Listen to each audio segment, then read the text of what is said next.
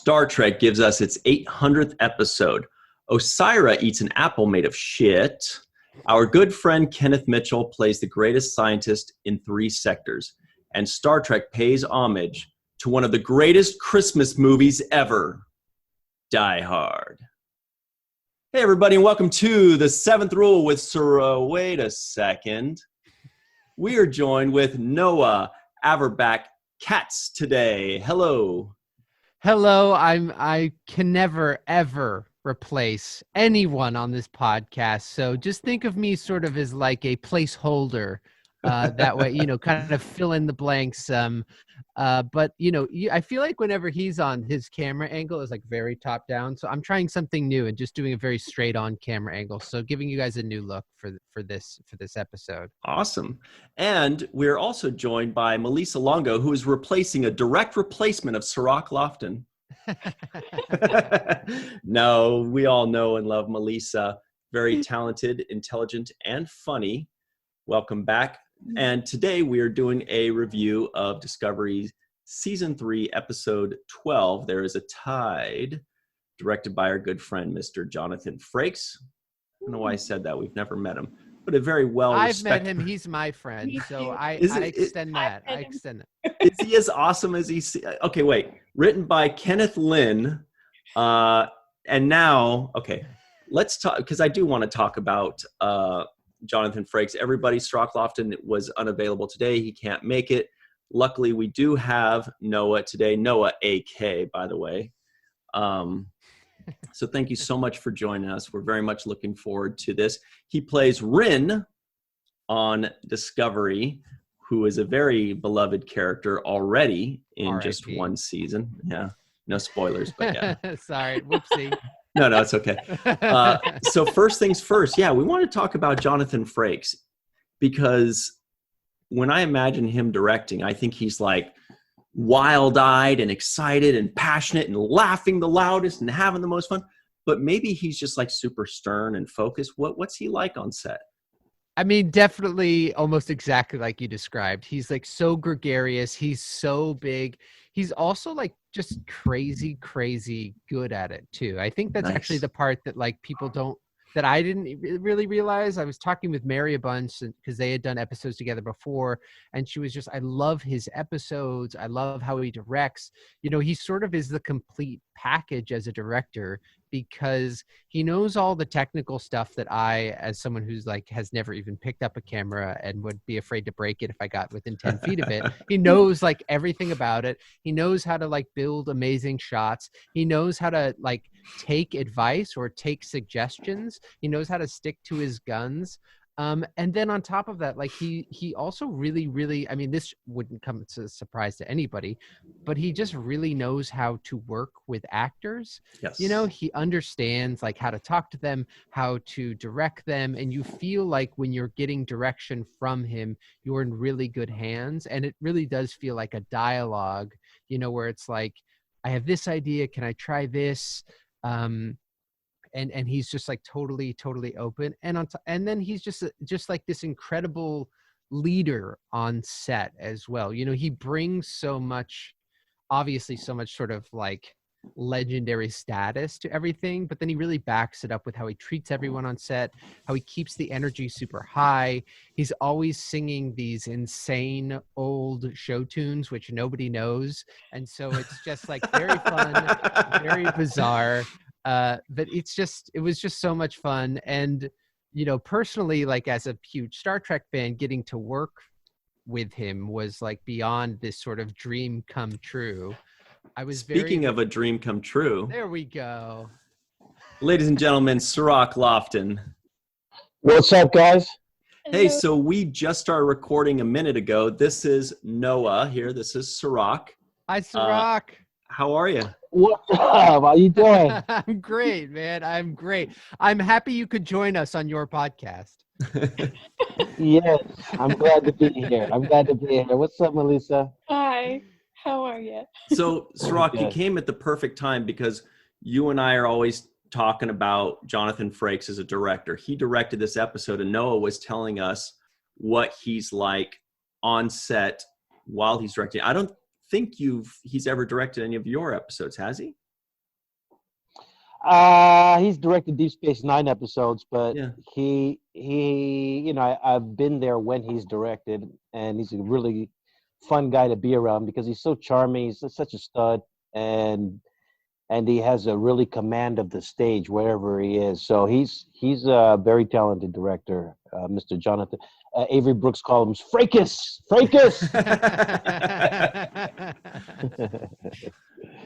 But yeah, man, Noah, just really good performance. I literally just finished watching you do your thing, man, and I was saying to myself, this guy's eyes are really powerful. Like, you really do a whole lot with your eyes, man.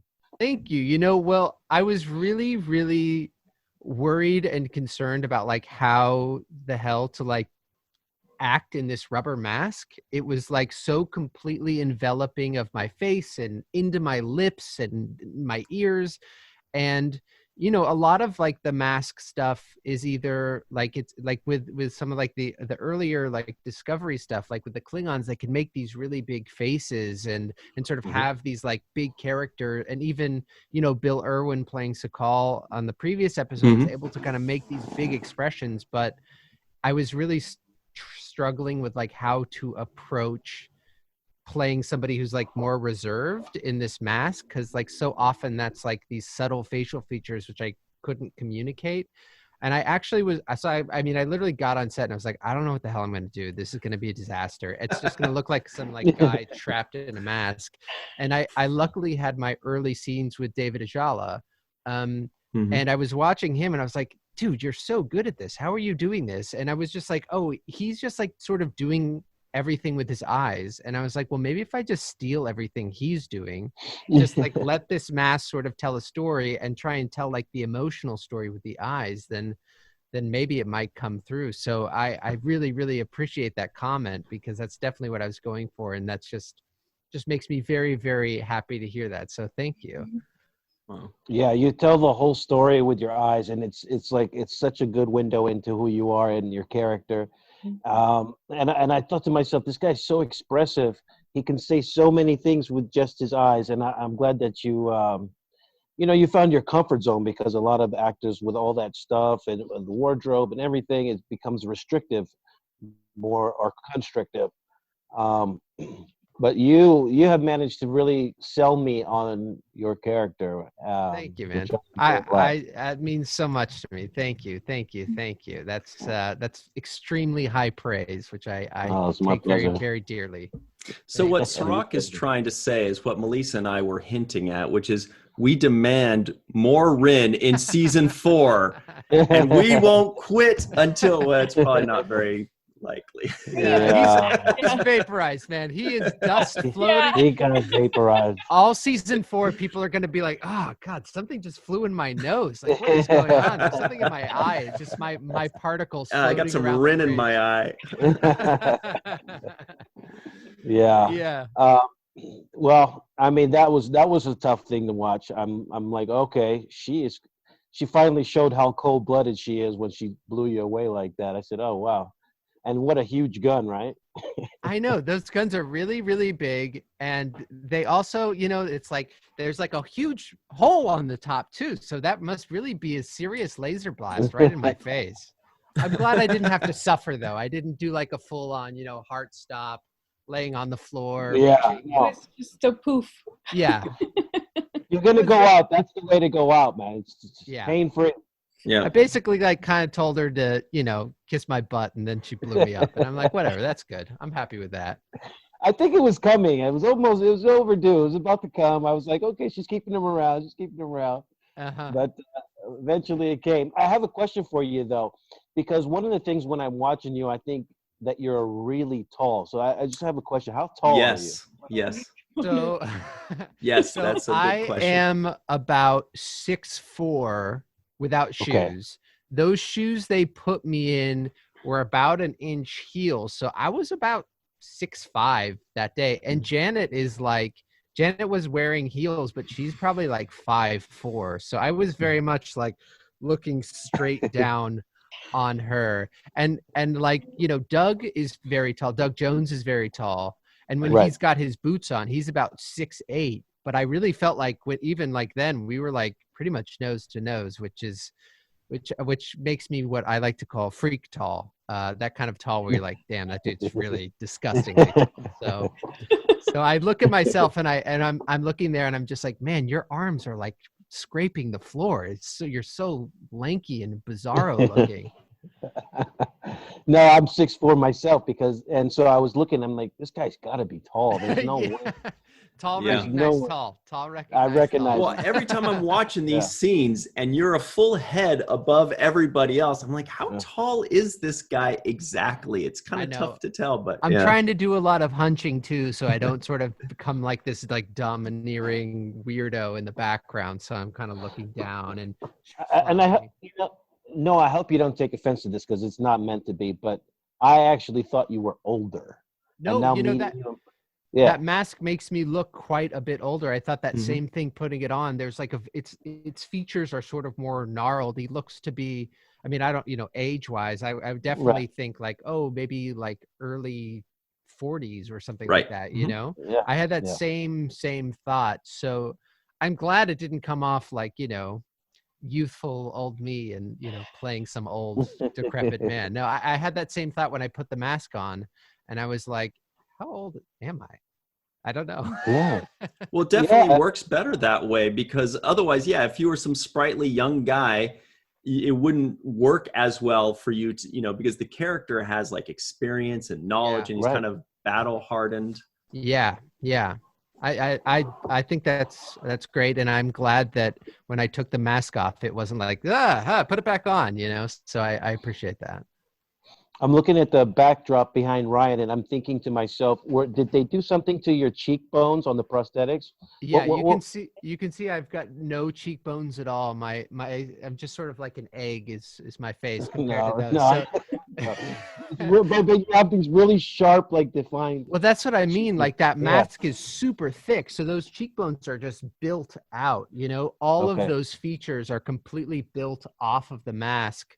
Like the chin, the neck, all the stuff. And those cheekbones are like maybe an inch thick. So like if I were to move my face, they wouldn't really move at all because they were so thick. So yeah, that's just the way that they kind of reconstructed the mask every time and sort of reimagined the Andorians sort of in this future. They've got a little bit more definition or like, grizzledness in their faces. Yeah. I don't want to hog all the questions, guys. Sorry, I just popped in and like. Not at all. No, this is fun. I did want to ask, unless Malissa, you had something you wanted to throw in there. I was just gonna say, and it is a different mask every time, right? Yeah. So like the way that they do it, which I'm sure you guys know, but it's like they build, they sort of like 3D print a mask that is like vaguely light blue, like it's not even the color. And it's in maybe 3 or 4 different pieces. So there's the front, the top, the back, and then a lip that goes on as well. And then they kind of like hand paint it to actually give it color and texture. And then when they're done, they just tear it off your face like a Band-Aid and start from scratch the next day. So these are 3D printed? They're 3D printed? I think they're printed in some way. Wow, that's crazy. Yeah. I don't know. My question was about that was Ken Mitchell. I just want to make sure that is definitely Kenny. Yeah. How happy, Cirroc, how happy were you when his glorious, beautiful face popped up? Oh, man. And on top of that he totally killed it. Oh my God. Like I was so happy with the performance on top of the fact that just he's there and, makes me feel good that Star Trek is taking care of its people and recognizing, what we're all hoping, that Kenneth Mitchell can come back in some way or another and be appreciated for who he is. But on top of that, this wasn't like Star Trek throwing a friend a bone. This was like Kenneth Mitchell knocking it out of the park. And I was just blown away by his facial reactions and all that. Anyway, what was your question? Or was that it? Was it Kenneth Mitchell? I did want Noah to talk a little bit about working with Kenneth and and that special wheelchair type thing that they built for it. Yeah, it was so special for me because I've known Ken since the beginning, since season 1. We were hanging out all the time, and we'd see each other all the time. We'd go out and party and do all the things, and he's obviously super close with Mary Chifo as well, who I'm very close with because we were at school together. So I just knew him really well and have known him through this whole kind of journey he's been on. And I didn't know he was going to come back until I was getting costume fit for this episode. I looked down and there's his costume, like mock-up with his face. And I was like, holy moly, like he's coming back. It's so cool. So I was just so excited to get to be around him. And I don't know the ins and outs of the chair because it was like a thing, but they essentially like custom built him this wheelchair. Which was like sort of at like raised up off the ground. It was controlled by basically a props person off screen, maneuvering him. And then it was on wheels, and then they CGI'd the wheels out. But it was just incredible what they did and how they included him and how they wrote for who he is. I just thought it was so beautiful the way that they incorporated it into the story and sort of made him this kind of pivotal figure, you know? It was just awesome. And it was just so great to get to hang out with him on set. He was so happy to be back. Everybody was so happy to see him. It just was just such a great energy, especially that, my death day was like such this amazing energy because I was sort of finishing my journey and Ken was back and so many people were there and it was me and Janet was in her prosthetics too. So it was just a really, really exciting, awesome day. And he did do such a good job too, Yes, I was blown away by that performance. It was just fantastic. It was just felt like he really brought everything he had to that role in just an amazing way. I was totally blown away by it because I didn't really get to see him shoot anything other than a little cut on the day we were all together. So getting to see those scenes with him and Anthony were just absolutely fantastic. One of the little details that he did, and a good sign of a really adept actor is like these little details that they do. And you kind of touched on it when you mentioned the props guy moving the chair around, and I'm watching this and I'm thinking, okay, obviously there's somebody, a props guy that's moving this chair because Kenneth isn't doing it. But in his acting, he made sure to, with his head and his eyes, anticipate where he's going as if he's showing us, I'm controlling this chair with my mind, like when he says something and then he goes, and then it goes off. Yeah. It gives us the feeling that this man is controlling this chair and it's going off. You have to take yourself out of the show to actually realize that it's a props person. So that was like a really good attention to detail there. Yeah. I was completely fooled that he was controlling that chair. He was in that thought in my head. Yeah. Perfect. I didn't even think about it. You're right. Yeah. What I was most impressed about was the words that they actually put into the script. I like the fact that he, in the story, is talking about having a genetic disease, right? So he's talking about himself in the story, and then he mentions his kids, right, and how much his kids mean to him, which in real life his kids mean a lot. I mean, everything to him, and just to, we couldn't have a better guy to root for than Ken Mitchell, because he's such a good guy, man. And I'm glad that you guys were able to share this screen time together, because I think he's become a pivotal part of the storyline now. Yeah, I agree. And he just really was able to incorporate all of these elements, the story elements, and sort of like the elements that are written for him, and not also kind of miss it. He's still totally in the moment in this incredible way. And I just thought the writing was so beautiful in the way that they sort of tied everything together. Mm-hmm. Yeah. It was clearly written with him in mind. Yeah. And, if he was unable to do it or didn't want to do it, it would have been a totally different kind of character. But yeah, I thought the same thing where they really kind of told the story of Kenneth Mitchell within that character. And it was really a beautiful thing to see Kenneth delivering those lines with conviction. I was going to ask you, Noah, about this school that you said you guys all went to, because that kind of piqued my interest a little bit. Yes, me and Mary Chifo and Mary Weissman all were at Juilliard together. Oh, We were wow. all in the same class at Juilliard, and we all graduated together. And so, like, we graduated. And that class was called Star Trek 101. And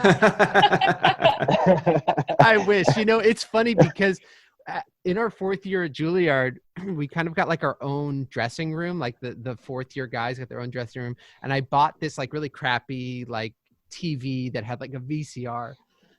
And the only thing I bought for the VCR was best of Star Trek episodes. So I would just put it in, and everyone in the dressing room was like, I don't know why I'm watching this, but it's here, so I'm going to sit down and watch it. So in my own way, I forced everyone to do a Star Trek 101 class. Nice. Your own personal Star Trek 101. Exactly. You had no idea you were paving the way for the future. It's true. That's a great story. Now, Noah, I wanted to ask you too, like, when you did get the role, did they tell you ahead of time? Did you have an inkling that your character was going to die? Or was this something where you're reading the script for episode 12 and you go, oh, well, I guess that's it. I guess we had a good run. I'll go to a few conventions, but I guess that's probably it. It was a little of both. I made the conscious decision not to ask because I knew if they told me you were going to die, I was going to be so depressed that I was just going to like do a bad job acting and be like, all right, whatever. It doesn't even matter. Who cares? So I decided not to ask, but everyone would be like, oh, maybe. And I was like, no, listen, like I know Star Trek too well. I know I'm going to die. And they're like, well, how do you know? And I was like, well, here's how I know. Grudge the Cat is 20 spots higher on me than the call sheet. I know for a fact that if I were living, I would be higher on the call sheet than that goddamn cat. And so I knew it. And I just sort of felt like, he's sort of tied into all of these story moments, like sort of giving Book this sort of sense of like his sort of Robin Hood nature, and then sort of giving Detmer back her spark, and then in this sort of like giving Osira her true villainy. So it just felt like it was coming, but I definitely did do the thing where I finished reading the script and closed it very, very gently and then just threw it across the room immediately. Oh man. Yeah. Oh, I can feel your pain on that. But you were so critical to the story this season, and it was important to have your character there because you are really the driving force behind connecting the Federation and their insight onto what's happening with Emerald Chain. So yeah, I mean, your storyline is important, and there are going to be people dressed like you for eternity. So as long as they spend 5.5 hours getting their makeup done, I'll approve of it. Okay, all right. But there is a silver lining though, as David Benjamin Tomlinson can attest, as Jeffrey Combs can attest, as Mr. Aaron Eisenberg could have attested as well. You don't look very much like this guy in real life. So just because Rin is dead does not mean this is the end of your Star Trek career. You can look at David. I mean, he's had like 14 roles in 4 episodes practically. Yeah. It's a weird, especially like being a person who can do prosthetics. It's like a very weird subset of people. Like I actually had this very funny encounter with David. We're all at a party together, and I had, done 2 episodes of the prosthetics, and I'd sort of found like, oh, the prosthetics people like me because like I'm not having a nervous breakdown every time they put the prosthetics on. And I'm not being like, oh, can you fix this? I just like sit there and allow them to torture me for 3 hours. And David came up to me and he's like, so like, you're one of us. And I was like, well, what do you mean? And he like pointed, he like looked at himself, and then he pointed over to Doug, who was like over there. And I think like maybe Mary was there. And it was like, I looked across the room at all the people who had done prosthetics, and they were just like clearly the biggest weirdo, insane people in the room. And I was like, oh yeah, I'm definitely one of the freaks who does prosthetics now. So, hopefully I'll get the chance to come back as as something else, anything but this. That's, I think, the key.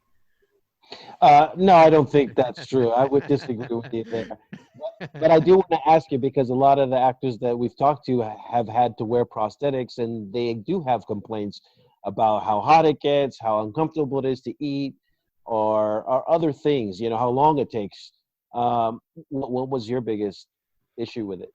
Oh, well, I was in a good position because I was so happy to be doing it that it really made the suffering better, because it really is torture. It really is like an insane thing that nobody should do to themselves. The first episode, the prosthetics took 5.5 hours because they had to hand glue the beard on and then trim it up. So strand by strand, they were gluing it to my face.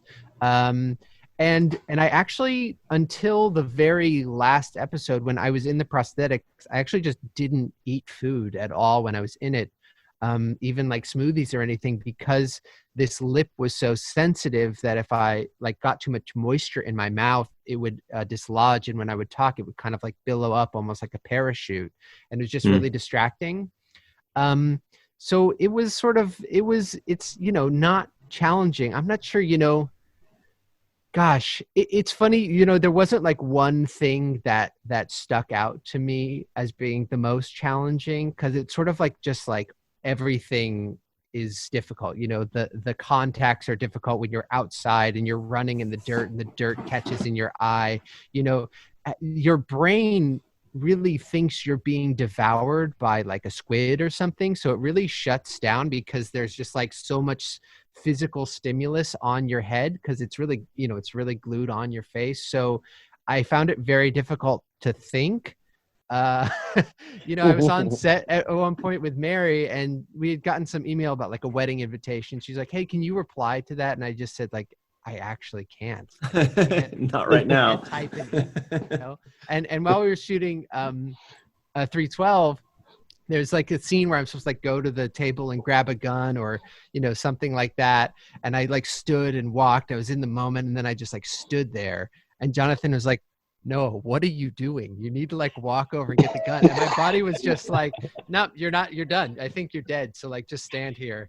And I was like, "Oh yeah." I just sort of came back. So, it's just sort of a bizarre, intense experience. But when you're having that much fun, and when you look in the mirror and you get to see somebody, who is just so different from you, it really just kind of offsets any kind of negative amount of experience. It really just is so worth it, and it's a challenging but amazing acting challenge as well, that even Juilliard couldn't prepare me for. It really is it makes you kind of feel like you're in beginning acting again, just figuring it all out for the first time, which is just such a fun place to be. Because there's nothing else like it. What did you draw from your own self that you added to this character? Because I noticed there was a lot of morality in this character, a lot of judgment. What did you draw from your own? Yeah, that's such an interesting question. I think he really goes on this journey, of sort of coming into his own power in a way. And I really felt, in a very weird way, so much of my experience on set lined up with what he was going through. I think my second day of shooting was there's 30 extras and there's explosions and I'm being, told all to do. I'm trying to figure out the mask and just feeling really, that experience, that feeling of kind of feeling out of place or being an imposter or a predetermined failure or having all this pressure on you that sort of is just it's hard to deal with. And then I felt in a way I could just kind of put that into the character, somebody who is being beaten down or who doesn't know how to fit in or, everyone's eyes are on him and are judging him, which of course nobody on set was actually doing. It was just, going on inside of me. And then for for 306, it was I'm in the spaceship. People are throwing a cat at me. I'm with my friend Emily. I'm with Jonathan Frakes.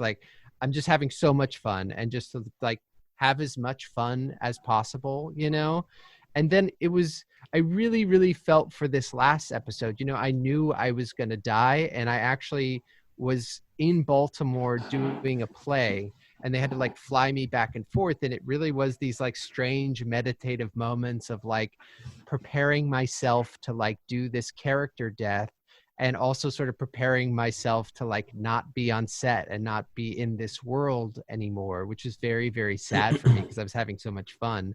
And it just sort of so deeply lined up with this experience of this character of like, he's made all these new friends, and he's like finally sort of found himself, but he also knows like it's fleeting. He knows who this person Osyra is. He knows what she's done. He's seen it all before. So he's not surprised, he's not shocked in the way that Ken's character is. And I just felt like those two experiences just lined up really, really perfectly for me. So in that sense, I didn't have to kind of, dig too deep to find it. It was just right there when I stepped on set.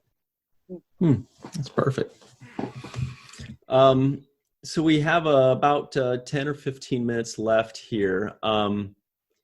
We will review a little bit about this episode, but it's kind of like the second episode of like three, a 3-episode arc. So, a lot of it is stuff we've already kind of covered or we're going to cover. I thought it was very cool to have Zara back. I forgot the actor's name, but he's amazing. Jake Weber. He was Absolutely so good incredible. in Homeland, and he blew me away in episode 2, I think, of this season. You did get to share 1 or 2 scenes with him, right? So he also went to Juilliard like a million years ago. And it was just such a masterclass in presence. I mean, when he just started working, it was like you just felt sick in a really good way. You just couldn't take your eyes off him. He's that sort of actor where you're just sort of like, you're kind of pissed at him because it's like, why? Yeah, that's not fair. How can you get to do that? You go, oh, that's how it's done. Yeah, exactly. Oh, this whole time I've been doing this. Yeah, of course. And like, that's my last episode. So I'm like, oh, I should have been doing that the whole time. I shouldn't have been watching David. I should have been watching Jake instead, man. But there's also, I mean, this episode is like very fast paced. So there's a lot of stuff that sort of gets pushed to the side. He had so many takes in a good way, and there's so much stuff he did which didn't make the final cut, so much like bizarro, weird, cool stuff which didn't make the final cut, where you're just like, man, this guy is just like completely on fire all the time, just making the biggest, craziest, scariest choices, and then also can like pull it back and just kind of like totally hit the mark as well. There's just so much stuff that people didn't get to see, which I feel very lucky to have seen, with his weird deformed hand, like putting it in people's faces in a really disgusting way. He was just awesome. Yeah, he's a fantastic actor. And also what I found very weird was usually when actors are like weird and creepy like that, they come off set and they're weird and creepy off set as well. Are just really hard to get to know. And he was like so nice. I couldn't believe it. I kept waiting for him to like stab me after being so nice. He was just a really good dude. Yeah. Maybe he was just thinking it. He was just thinking, I really want to stab this guy, but it's totally illegal. Fair enough. Yeah, he oozes like dirt, like a creep, like a dirt bag. Like Sorry, Malissa, I cut you off. Oh no. Yeah, no. So I wanted to ask you because a lot of people watching. We're watching the show, and it's such a cool set. I think there's nobody who disagrees that the set of the guys of your guys' show is just like top notch. When you're looking around the set, is there anything that like it's like, oh, that's cool, or I'd like to take that home with me? I've stolen a lot of things from set, so there's not one thing that I'd like to take home with me, because if I want it, I'm gonna take it. Gosh, is there? I was on set. Totally a joke, CBS, right? Totally. Oh, you know what? You killed me. Come after me. Let's go. Bring it on. I was on set a ton, because I was there for the first 2 seasons as well, and for the first half of the 3rd season. And it's just, I mean, I'm sure people have said this before, but it's just absolutely bananas, because I would be walking through the hallway of Discovery and take a left and like be in the transporter room, and then take another left and have no idea where I am anymore. You know, like I literally am getting lost in the set. You know, it's hard to say like one specific thing. It's just like all these tiny little details, like you know, the dedication of the ship, or like all the little, like, you know, different strips on the wall, or like the screens that they put up.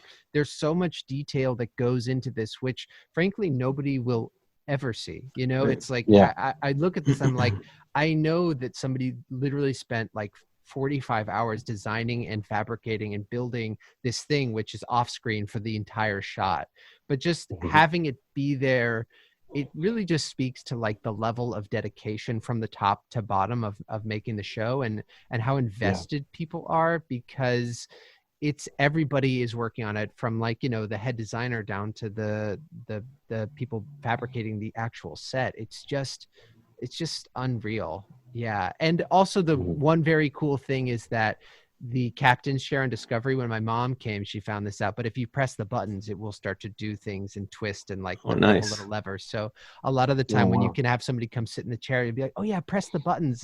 And they'll be like, oh, that's fun. And they're like, oh no, I broke it. So that's a fun little thing. Yeah. Right? How can you not want to press the buttons? And it's got a little nook under the handrail for you. Yes, it's got the fiddle nook around as well. with. A little back massage, like at the car wash. Just sitting there, The like, car wash. well, my car wash used to have it. So. At the car wash. At the car wash. Yeah. Yeah, man. I really like this. Your performance in this episode, and actually, this episode was great. Obviously, we still have more story. I want to know what's going to happen. They threw me for a loop with the Syndicate. I thought that, you remember we talked about in the last episode that we were suspecting maybe Vance was working with Syra. We found out that that's not the case. Definitely not, yeah.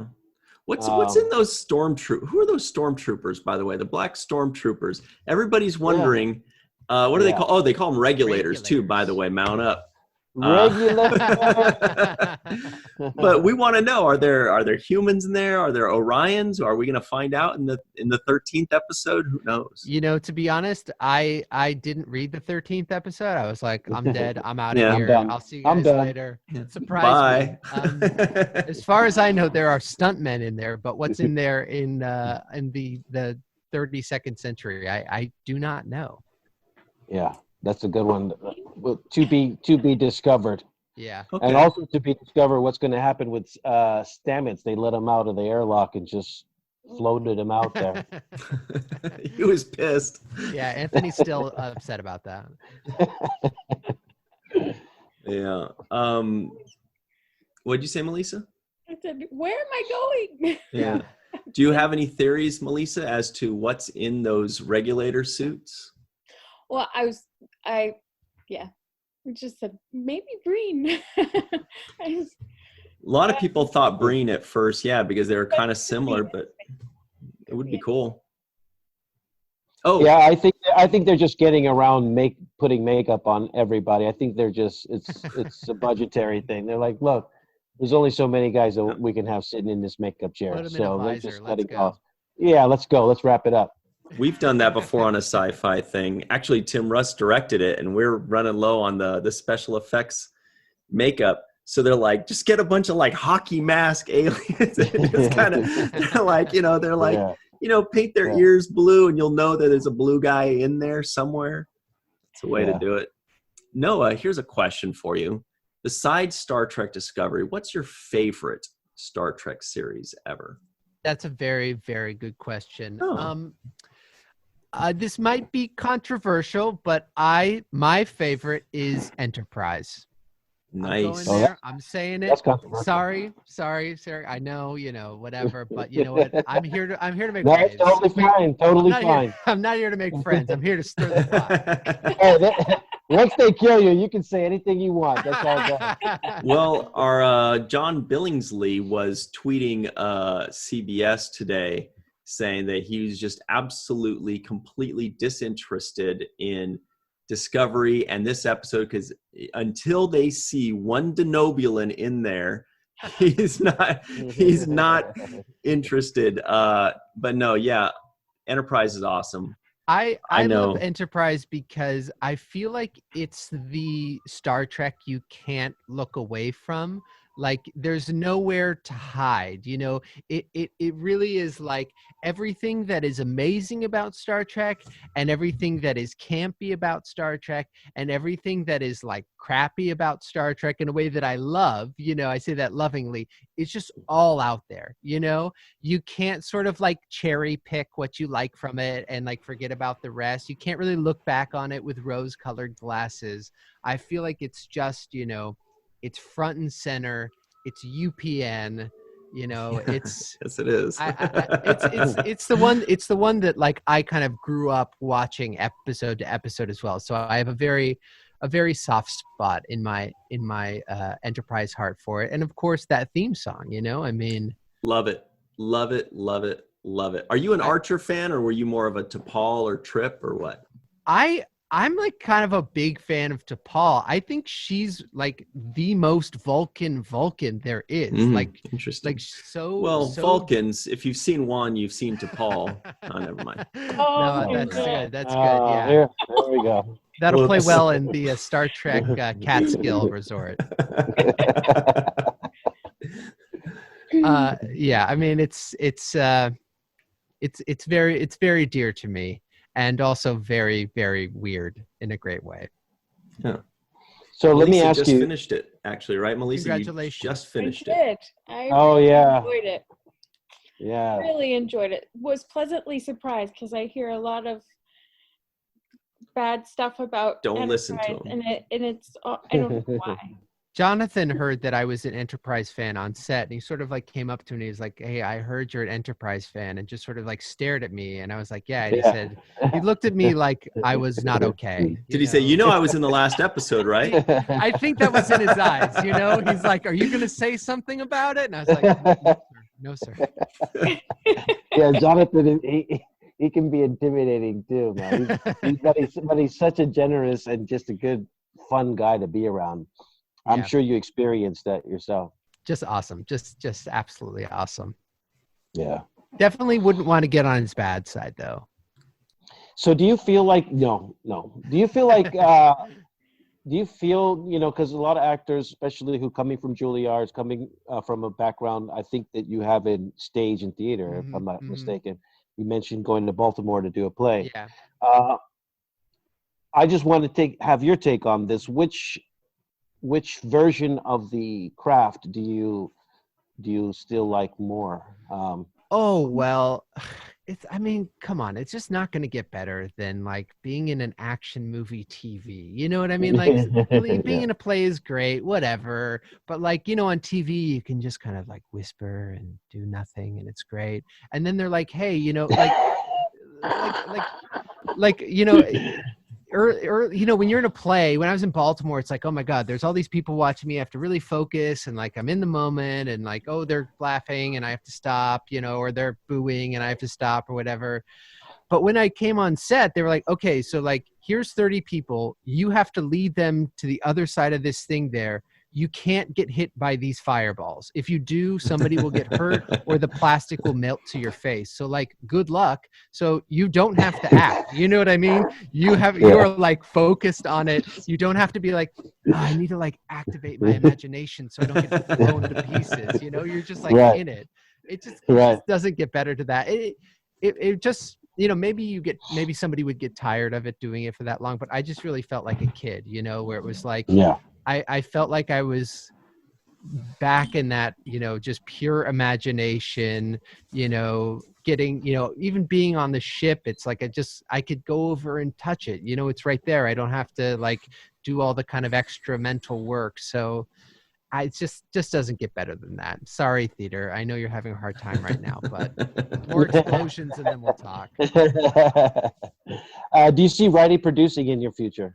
I actually do. You know, I've written some stuff and I'd love to produce. I think like, you know, in the sort of new world of acting, producing, I'm sure you guys know this as well. It's sort of, you have to be a multi-hyphenate to kind of break into certain levels of access, you know.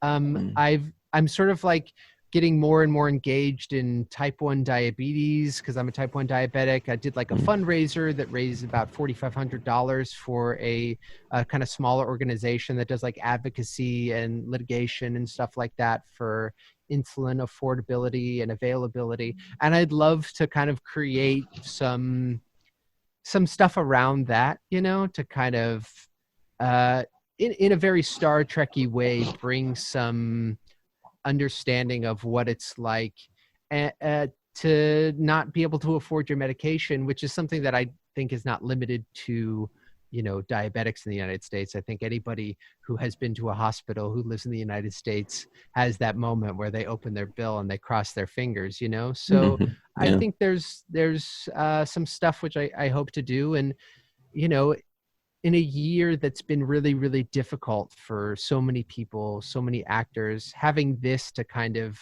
buoy me personally I'm just like so grateful for, because it's so easy to kind of lose hope right now, you know? So I've just been really, really grateful for this moment, you know, kind of looking forward to the rest of the stuff that I want to do in my career. Yeah. Before we go, are we going to see you at any conventions someday when they open back up and the world goes back to semi-normal? I so hope so. You know, I mean, I just think I would have so much fun. I'm sort of in this weird sort of like half fan, half on the show, half married into the show kind of thing, you know, that I just think if I get to go to a convention, I don't think there's going to be anybody having more fun than me. So I don't know. There's some people having fun at these conventions. Yeah. I mean, I've been as a fan, so I know how much fun my mother has had at these conventions. Yeah. So you know, she's sort of my barometer. I think if I'm having as much fun as my mom when she meets you or, you know, whomever, and she starts to cry, then I'll know that I'm having a good time. Oh, that's perfect. Virtual TrekCon coming up. We might have to have you on. I'm there. All right.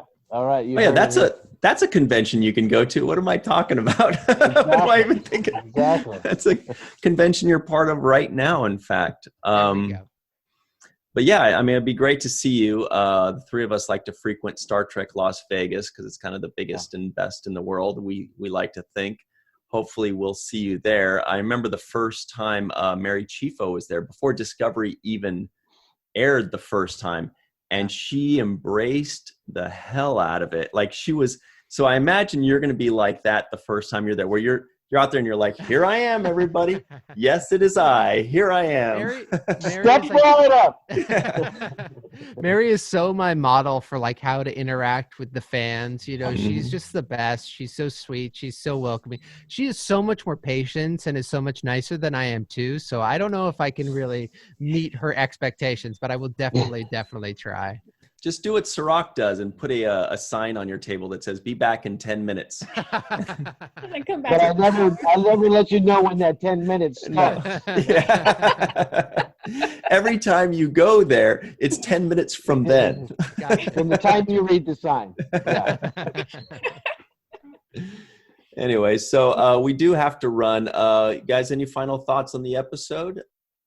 No, my final thoughts is that it was really great to meet you, Noah. You know, and I look forward to seeing you back on again, because I know they're going to bring you back when you do a fantastic job as you did. It's just inevitable. And I also look forward to seeing you when the conventions open back up and we can be face to face. And I really, really appreciate that. It means a lot to me, especially coming from you. So, you know, I'm just like... Well, we're eye level, 6'4", man. we see eye to eye on these things. I've been waiting for you, man. He's going to be a Kelpian in season 4. I mean, and then a Klingon in season 5. I've got to be... you know what? Maybe there should be a whole new tall race just for us tall people. So keep us working. Yeah. Italians? Italians, yes. But thank you guys for having me. I really, really do appreciate it. Well, thank you very much. By the way, everybody at home, you can start calling him Noah AK. How cool is that? Let us know, by the way, in the comment section. Do you think Noah AK is a cool way to go? We were talking about that beforehand. And Malissa and I were like, yeah, dude, that's awesome. Noah AK is cool. Especially was very excited by it. Malissa above all. Oh yes, I had huge opinions about it. She told me my regular name sucked. It was pretty rude, but it was okay. I was like, She didn't "All say sucked. She said terrible. right." sorry. Whoa, Malissa. So his regular name vexed me greatly. There you go. Yeah. Go Oh, AK. That's is the word. way to Vex. go. Yeah. Anyway, Cirroc, and then we went into a whole Andrei Kirilenko thing with the AK-47, but we'll have to catch you up on that later. So much fun. Okay, cool. Anyway, Noah, thank you so much for joining us. It's been great to have you, and it's been awesome seeing you all season long. And we do hope and expect that you'll be back in the Star Trek universe in some way at some point, even if it's just, the new fresh-faced lieutenant human. They're gonna make you shave your face and get a mohawk. They'll put me in a human mask for the fresh face. That's funny. Yeah, great. Well, thank you very much. We do hope to see you again sometime soon, whether on screen or in person or with us as a guest again. Absolutely. Love to have you. Absolutely. Thank you very much. And everybody at home, make sure you put a shootload of, we already cussed in this episode, a shitload of comments below saying what a great job he did in your fond farewells and what kind of alien you'd like him to play in the future. I'd love to hear. I'd love to hear that. Yeah. Well, thank you all very much, and we'll catch everybody next time. Until then, always remember the 7th rule.